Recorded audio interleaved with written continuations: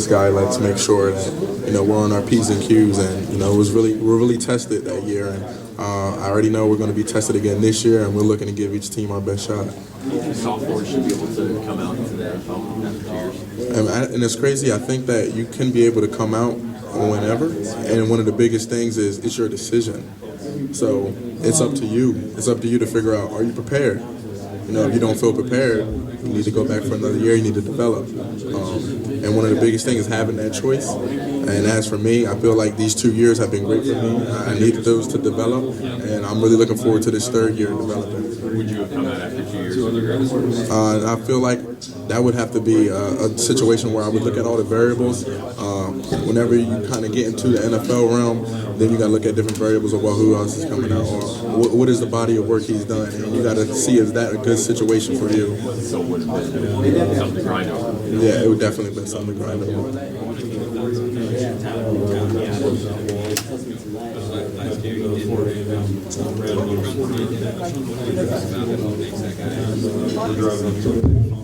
One of the things that makes Tyler different is how smooth he is. If he's pulling, whenever he's getting out, he's very smooth, but he's also quick. So it allows you to run freely. It doesn't allow you to kind of pitter-patter your feet. You're able to just hit it and get it. And Tyler does a great job of getting to his assignment and making sure everyone else on the line knows their assignment.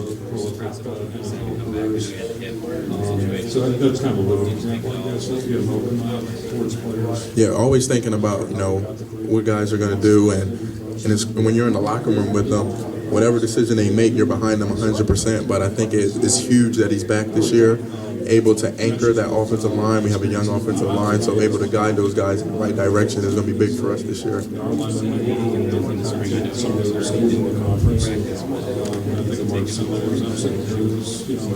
Yeah, with him being injured and not practicing as much, he was more of a mental leader, showing guys, explaining to them the plays, explaining to them what their assignment is. And I feel like that's helpful because, when you're on the field, things are moving, flying around 100 miles an hour, and then Tyler is able to take them to the side and break it down to them.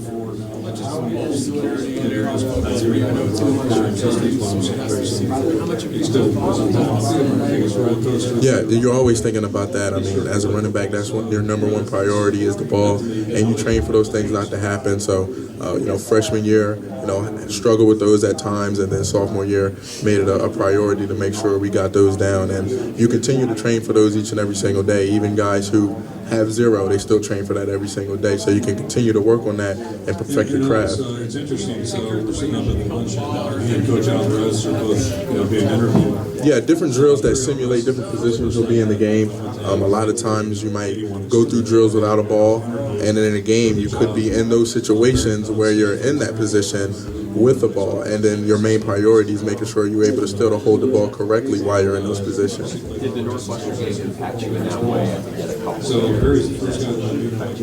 Yeah, that was definitely a kind of a wake up, as in, oh wow, I'm looking at the film, like I was not holding the ball in the correct position at this time. So making sure that you're conscious and aware of that at all times, and making sure that guys are not able to get to it easily. Does the Northwestern game mean anything more to you, or is it just another West?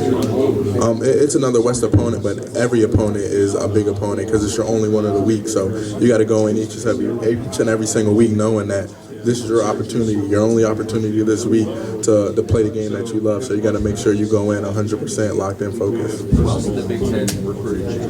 Where else did you go? I was originally committed to Rutgers, Purdue. I had an offer from Purdue. So I had some other looks, and one of the biggest things was choosing a place that was right for me. I know a lot of other places on the East Coast were right for me, my family and friends, but I felt like Wisconsin was the right place for me to fully maximize my collegiate experience. Because of the tradition of running backs on the other end? Tradition of running backs, academics. I mean, Wisconsin is a top 20 academic institution, which was kind of a deal breaker for me because, school is a big priority for me. It's interesting. I assume he'll be a captain next year. We'll see how it all goes. But Josie Jewell, who just left us a year ago, was our first three-time captain in the history of the program. at least as far as back as they fit, somewhere in the 30s. I think those guys can provide a great physicality to the position. Bradrick Shaw and Nakia Watson, those two are strong backs, but they also have great speed. A lot of guys might not think that they can get to the edge, but if you watch the film, you watch the practices, those guys can get to the edge as well. So it's a nice change-up, a nice big back change-up, and I feel like those guys really have a lot to give to the team, and especially Bradrick Shaw. Before his injury, you could see he run the ball very well, and then Nakia developing over this past spring is fun to watch.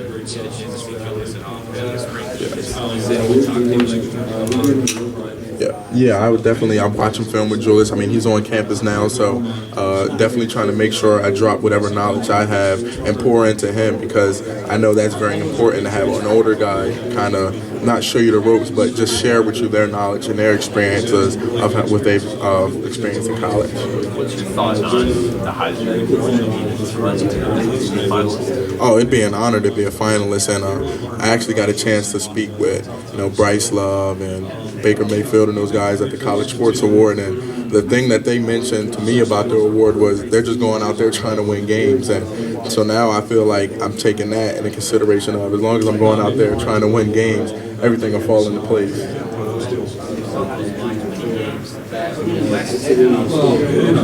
And the East are always strong. How tough is it to win a game Big Ten any?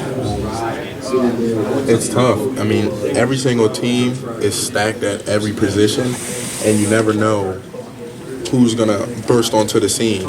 And one of the biggest things is you got to make sure you're 100% prepared with the game plan that the coaches put together.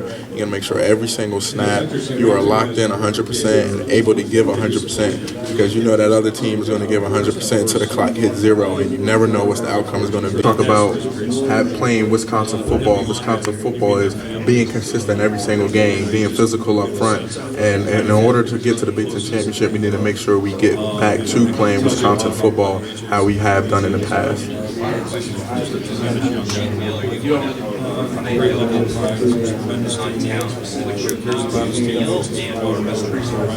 I usually go to Sunroom Cafe, which is a breakfast spot on State Street, and I usually get the French toast with strawberries and bananas. So, I think the biggest thing to share with you, when he did commit to us,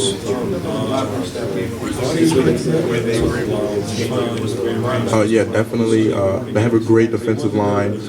Those guys were able to move from gap to gap very well. They had backers who could play sideline to sideline. So really it was all about guys sticking on guys, making sure we're thick on blocks, and then making sure as a ball carrier, once you get into that one-on-one situation, that you're winning those one-on-one matchups.